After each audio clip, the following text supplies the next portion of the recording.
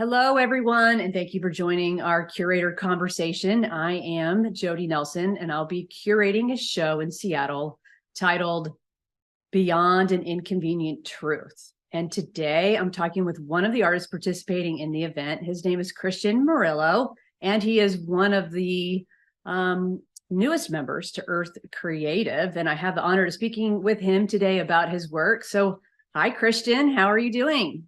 How's it going, Jody? Appreciate you having me here. Absolutely. Absolutely. So you're hot off the presses. Yeah, yeah. Just finished working on a book from the Skagit River watershed in the North Cascades. So literally hot off the press. But yeah, I'm super excited to be a part of the show. Absolutely. Man, I was looking at your newest project. It's called Soul of the Skagit. Absolutely love the title. And as I moved out here to the Pacific Northwest when I was a teenager, so that's been over 30 years now. And I have a lot of family up in Skagit Valley. So as soon as I saw the title Soul to the Skagit, I just was like, I have to be a part of it somehow. Tell us a little bit more about that project, especially, your affinity to what you're doing in the book, more the Yeah, so the project started, when the pandemic hit. I've only lived in the Pacific Northwest for a little over 4 years now. And the first couple years that I was here, I really just was kind of getting out in the backcountry as frequently as possible, just trying to build, a local portfolio to, start building my business and grow my roots here in the Pacific Northwest. But when the pandemic hit, there was a period of time where, even like hiking was off limits. They were like, stay off the trails. We don't know, how contagious or anything. So while that was a huge bummer, because that's not only, how I spend my time working, that's, my release as well. It was a great opportunity to slow down and start thinking about my kind of long-term goals a lot more than just the next photograph that I wanted to create individually. And I wanted to test myself in a kind of long form storytelling capacity. And I've always been gravitated towards the mountains, and particularly glaciated mountains. And I started reading some research papers on glacial melt here in the Pacific Northwest, because the last project I worked on similar to this was in Bolivia. And with traveling off limits, I was like, no, I have all the resources here, within my home region to kind of, tell some sort of story here. So I started talking to different professors, glaciologists, geologists, and asking them like, hey, like if you, could focus your entire career on one area, where would it be? And that kind of got me honed into the Thunder Creek watershed, which is a tributary of the Skagit up in the North Cascades. And it's just, the highest concentration of glaciated landscapes in the lower 48. And the real attraction to me wasn't that it was just like this far off wilderness place. And while it is fantastic wilderness, it's also super close to where millions of people live. And so that tie between these glacial landscapes and real people's lives was super intricately woven together. And that was super important to me, because I didn't want this project to be just about some far off wilderness. I wanted people to be able to relate to it and to be able to see the importance in a way that wasn't so abstract. So yeah, 3 years later, the book's pretty much done. Just finished the pre-sales, so hopefully it'll be in bookstores by June, July. absolutely. Yeah, the Skagit is so close to the metropolitan Yeah. city of Seattle. And it's home to, like, what is it? The second largest nature preserve, or the largest preserve for the bald eagle, second to Alaska to come down. And that's Yeah. probably why I like the Skagit, just for my own climate science and my own personal passions. Is I was in the rafting industry Yeah. before, and just taking the tours and floating along the Skagit River during like December, we've got snow on the ground, and just being able to be in that real mysterious fog and seeing all the eagles come in and feasting on all the salmon. What were you Yeah. saying the other day, that the river has all the species of salmon, or Yeah, four? it's the only river in the continental US with all five species of Pacific salmon. And and and like it also has steelhead and bull trout, which are both salmonids as well. So it's kind of like the last great stronghold for salmon in the Pacific Northwest.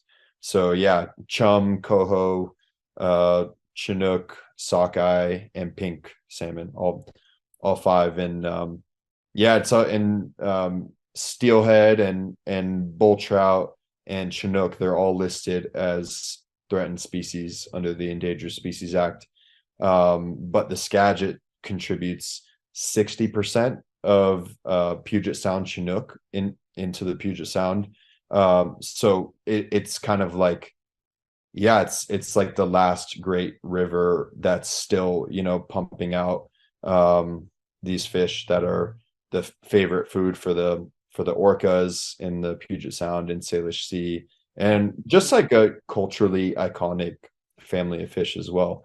What they mean to different people across the Pacific Northwest is deeply personal, but they mean something to almost everyone that lives here. Yeah, I totally agree. And I have experienced that along the way too. Well, thank you for talking about the Skagit and all its inhabitants, and how everybody is relating to one another, or how we should be relating more to everybody. Yeah, it's all about connections at the end Yeah. of the day. Like, while I could talk about salmon or orcas or ice worms up in the glaciers, like I could talk your ear off about that stuff. And while those individual things are important, the real focus of the book is the connection between all of those elements, and more importantly, how we connect to that stuff as well. Because I think kind of understanding where we fit within these natural systems Yes. helps us develop a perspective Yeah, that helps us see ourselves not above these natural systems. Like, absolutely. we are part of them. And just that like subtle change in your perspective really affects, the decisions you make as a consumer, as a voter, just day-to-day habits, that Yeah. Can that we kind get of. a hallelujah? Yeah, Absolutely. yeah. So yeah, and that's my goal, just to kind of get everyone to see themselves as a part of the natural world. And I And think the conversations around conservation and climate change can then be a lot easier and a lot less politically charged if we just have that little change in perspective. change in perspective. Yes. It would be less polarizing if we could just engage one another and connect, have something to Yeah. connect on. Absolutely. Well, connecting to that creative spirit is always something I find interesting with artists. Was there like a magical moment that you just knew that you were going to become the photographer? Was it maybe more gradual, or did you just have one lightning bolt that hit you? No, I wouldn't say it was one lightning bolt. Basically, I started photography in high school, and I picked photography because it was the elective that all my friends were choosing. It was supposed to be the easiest elective to get an A in. And like I just knew like all my buddies were gonna be in class and we're just gonna be like messing around for like a year. And Yeah. then I get in the dark room and I was like, wait, like guys, I actually like this stuff, and it was kind of like I almost had to tiptoe around that because my friends that they're just screwing around, not taking it seriously at all. But I kind of realized, I really liked the methodical approach you needed to take in the darkroom. I like the quietness, Absolutely. even the smell of the chemicals a little bit. It's a bummer that I don't do any work in the darkroom anymore, but that was a super important foundation. But no, to go back to your question, photography stayed on the back burner a little bit. When I was in college, I studied industrial engineering, so very far away from photography. And I was still, getting out on some hikes here and there. But I grew up in Florida, and people don't hike in Florida. Like I don't know how many Floridians but it's just not something you do. Like it's always hot. There's a lot of animals that could kill you, you know. Yeah, So absolutely. yeah, so Alligators people, are real. yeah, the alligators, the snakes, the spiders, mosquitoes, you know, Yes. you name it. So My brother lives there. yeah, Yeah. yeah. So it's just one of those things that, you know, when I would tell my friends I'm going hiking, they'd be like, why? Like, why would you do that, especially by yourself? That doesn't sound fun at all. So yeah, photography kind of stayed on the back burner.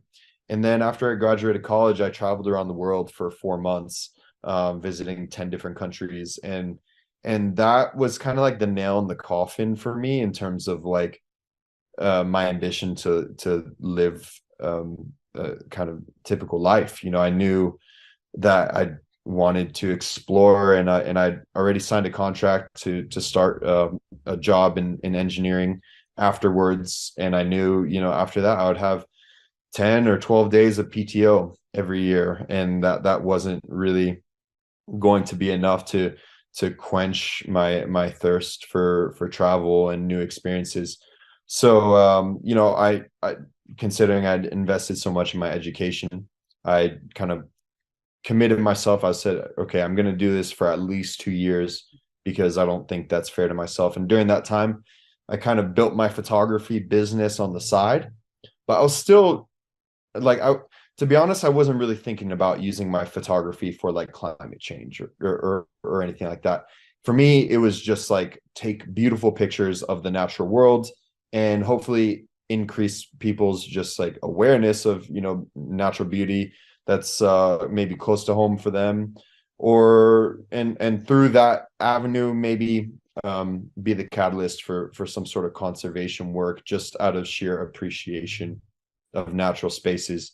But then when it kind of came time for me to, you know, either keep photography as a hobby or take the leap of faith and, you know, go full time with it, I told myself that, you know, I couldn't go full time just to take pretty pictures.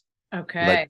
Like that wasn't enough for me. Like I knew that I needed to use my photography for something much more fulfilling than that, because at the end of the day I knew I wasn't just like going to a different job.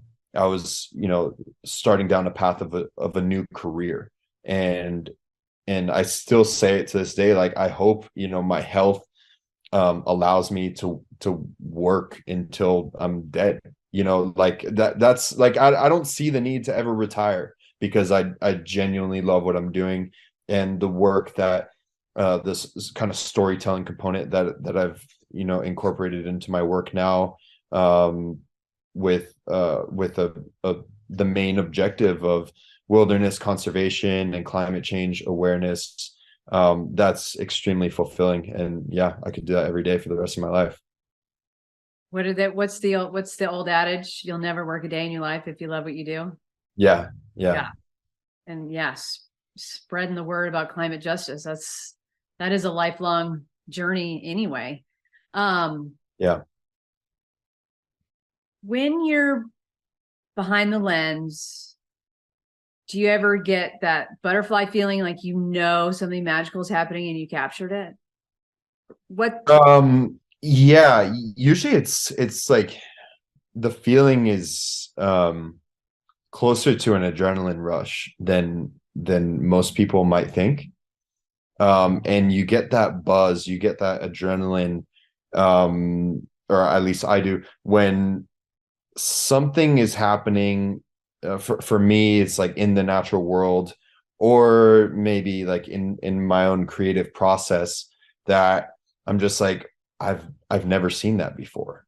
You know, I yeah. like, while I admire the work of many photographers, I have no ambition of recreating anyone else's shots. That it just doesn't fulfill me in the same way as coming up with new and unique ideas.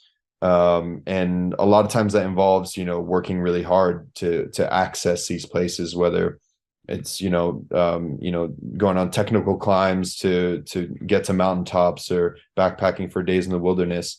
So a lot of times that kind of creates the magic as well, because you're like, I am in this place that not that many people get to be, and I brought a camera here.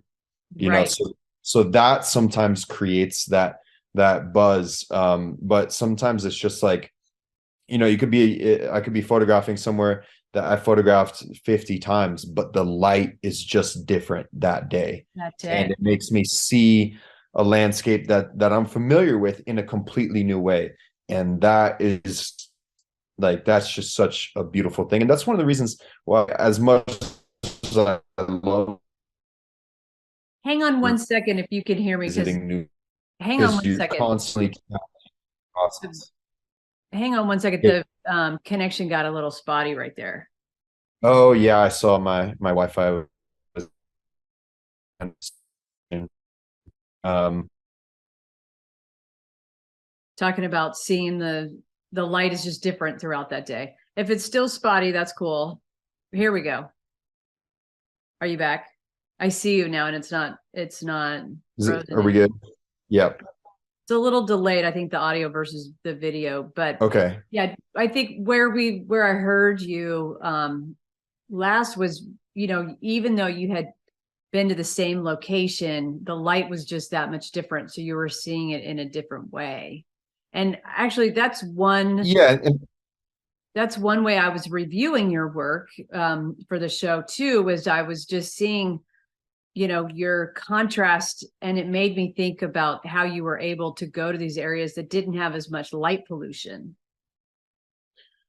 yeah, light pollution's a big one. And so I moved to Bend, Oregon from Atlanta, and and I became, a big fan of photographing night skies out there, but I needed to study like light pollution maps and figure out shooting locations, like if I wanted to shoot a meteor shower or the Milky Way or something, figure out, the orientation of where I'd be shooting, and then figure out, where I could drive to that in that orientation, like there wasn't a big city for another 50 miles or something, because light pollution on the eastern seaboard, it's so much more of a densely populated area than in the Pacific Northwest. So that's been refreshing coming out here. I mean, I've photographed the Milky Way like 12 minutes from my house. So that's a real treat.